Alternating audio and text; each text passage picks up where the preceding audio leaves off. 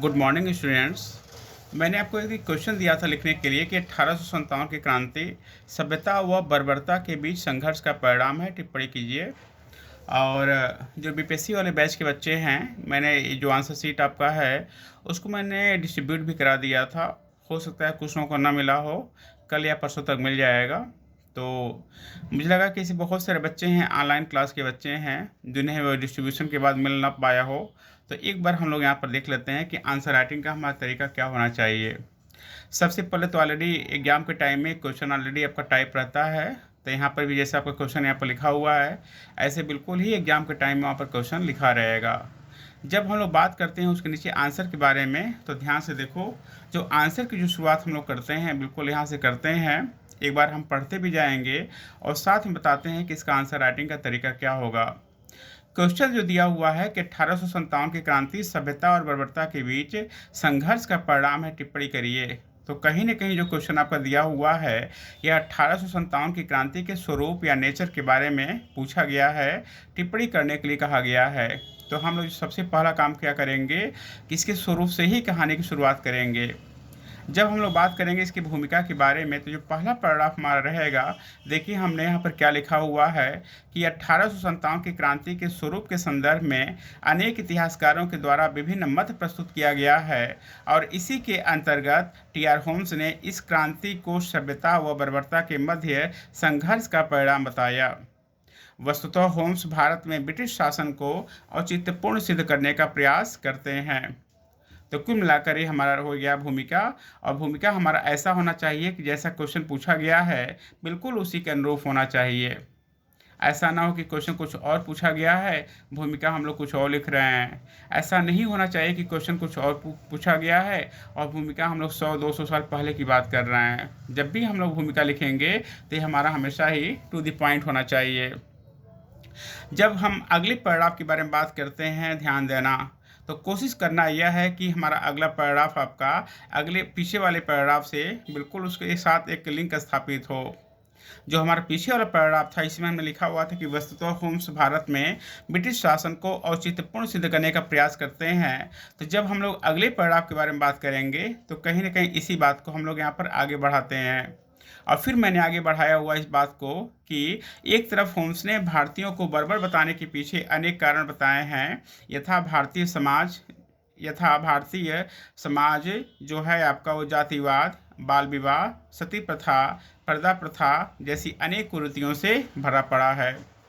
बेटा, मैंने आपसे बताया हुआ था कि जब भी हम लोग आंसर लिखते हैं तो हमेशा छोटा छोटा पैराग्राफ बना के लिखते हैं। इससे कॉपी का जो प्रेजेंटेशन होता है बहुत अच्छा होता है। फिर अगले पैराग्राफ में हम लोग आएंगे और फिर यहाँ पर हम बात करेंगे कि जो होम्स महोदय ने बोला था कि जो भारतीय हैं बर्बर हैं और हम लोग क्या हैं, सभ्य हैं। तो भारतीयों को इन्होंने बर्बर क्यों बताया, उसका कारण हमने आपको यहाँ पर बता दिया था कि इनका कहना था कि जो भारतीय समाज है वो जातिवाद, बाल विवाह, सती प्रथा, पर्दा प्रथा जैसे अनेक कुरीतियों से भरा पड़ा हुआ है। और दूसरी तरफ इन्होंने अंग्रेजों को सभ्य बताया। अब ध्यान देना, जब भी हम लोग कोई चीज़ लिखते हैं, हिस्ट्री हो गया, इकोनॉमी हो गया, कोई और विषय हो गया, तो उसमें बिना फैक्ट का, बिना तर्क का कोई बात हमारा सही नहीं होता है। तो जब हम ये बात करेंगे कि इन्होंने अंग्रेजों को सभ्य बनाया, तो उसको लॉजिक क्या है, तो इनका कहना है कि अंग्रेजों ने भारत से उपर्युक्त सामाजिक कुरीतियों को समाप्त करने का प्रयास किया। मतलब इसके ऊपर वाले पैराग्राफ में जो जो इन्होंने बताया था कि भारतीय समाज में कुरीतियाँ हैं, उन सभी कुरीतियों को हमने समाप्त करने का प्रयास किया और इसके साथ ही अनेक नई व्यवस्था जैसे आधुनिक शासन और प्रशासनिक व्यवस्था की शुरुआत की। तो ये हमारा रहा इस पेज में आपका आधा आंसर। आज हम लोग बात करते हैं अगले आंसर के बारे में। तो यहाँ पर हम लोग पेज पलटते हैं और फिर यहाँ पर दिया है कि इसी समय अंग्रेजों ने एक आपका सिद्धांत आया था जिसको हम लोग बोलते हैं श्वेत व्यक्ति को बोझ या व्हाइट्स मैन बर्डन सिद्धांत दिया, जिसके अनुसार अंग्रेजों ने दैवीय आदेश के अनुसार संसार की जनता को सभ्य बनाने का बेड़ा उठाया। लेकिन सिक्के का दूसरा पहलू भी है। दूसरा पहलू आपका यह है कि टी.आर. होम्स का जो कथन आपका है कि यह क्रांति सभ्यता और बर्बरता के मध्य संघर्ष का परिणाम है, बिल्कुल सही है। लेकिन यहाँ बर्बर भारतीय नहीं बल्कि अंग्रेज थे, जिसके अनगिनत प्रमाण न केवल भारत में बल्कि विश्व के 2/3 देशों में देखने को मिलता है। जहां इन्होंने आम जनता को बर्बरता व क्रूरता के साथ लूटा और अंततः अकालों के दौरान लाखों लोगों की अनचाही मृत्यु हो जाया करती थी। अब ध्यान देना बच्चों कि ये जो हमारा पैराग्राफ है ना, थोड़ा सा बड़ा है। जब हम लोग आंसर राइटिंग करेंगे तो कोशिश करेंगे कि इस पैराग्राफ को हम लोग कम से कम 2 पार्ट्स में करके लिखें। छोटा छोटा पैराग्राफ हमारा रहेगा 4, 5, 6 लाइन का, तो थोड़ा सा देखने में अच्छा लगेगा। तो कुल मिलाकर हमने बताया कि जो भारतीय थे वो सभ्य थे और जो अंग्रेज थे बर्बर थे। जब हम लोग बात करते हैं अंग्रेज की बर्बरता के बारे में, तो कहीं ना कहीं उसके बारे में भी कुछ हमको फैक्ट देना पड़ेगा, कुछ तर्क देना पड़ेगा।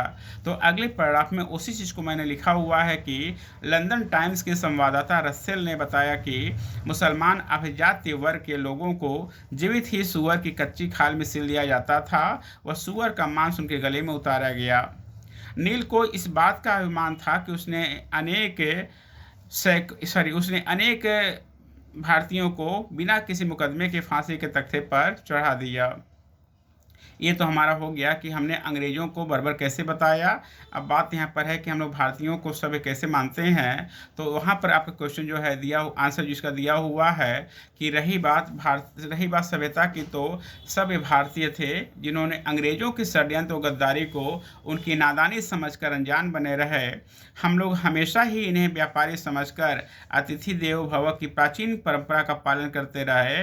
वस्तुतः मुद्दा सभ्यता और बर्बरता से कहीं आगे का है। 1757 से 1857 के मध्य अंग्रेजों के द्वारा आम और विशेष भारतीय जनमानस के साथ जो क्रूरता की गई, उसी का परिणाम था 1857 की क्रांति। तो मुझे लगा कि बहुत सारे ऐसे बच्चे होंगे जिनके पास ये आंसर शीट नहीं पहुंचा होगा। तो यहाँ पर हमने इसको डिस्कस कर दिया है, आपको दिखा भी दिया है। हम उम्मीद करते हैं कि आप लोगों को इसको बहुत फ़ायदा होगा। Thank you.